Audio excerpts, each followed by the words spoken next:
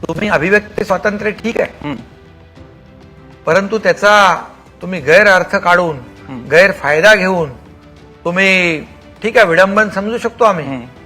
विडंबन तर किती कवी करायचे, पण हा खरं म्हणजे हा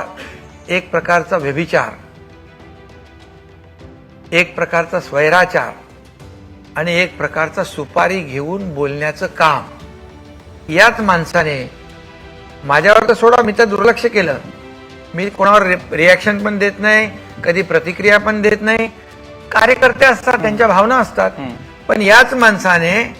सुप्रीम कोर्टचे चीफ जस्टिस यांच्याबद्दल काय म्हटलंय बघा, याच माणसाने आदरणीय देशाचे प्रधानमंत्री मोदी साहेबांच्या बद्दल काय म्हटलंय बघा, अर्थमंत्री लाडकी बहीण म्हणतो आपण निर्मला सीतारामजी यांच्याबद्दल काय म्हटलंय बघा, तुमचे पत्रकार अर्णब गोस्वामीच्या भांडला तो विमानामध्ये, त्याला 2-3 एअरलाइन्स मध्ये आतमध्ये घुसून देत नाही, बॅन केलंय, उद्योगपतींच्या बद्दल काय बोललंय बघा, हे काय अभिव्यक्ती स्वातंत्र्य नाही आहे, हे कुणाची तरी सुपारी घेऊन आरोप केलेले आहेत आणि त्यामुळे मी त्याच्यावर काय रिॲक्ट झालोच नाही,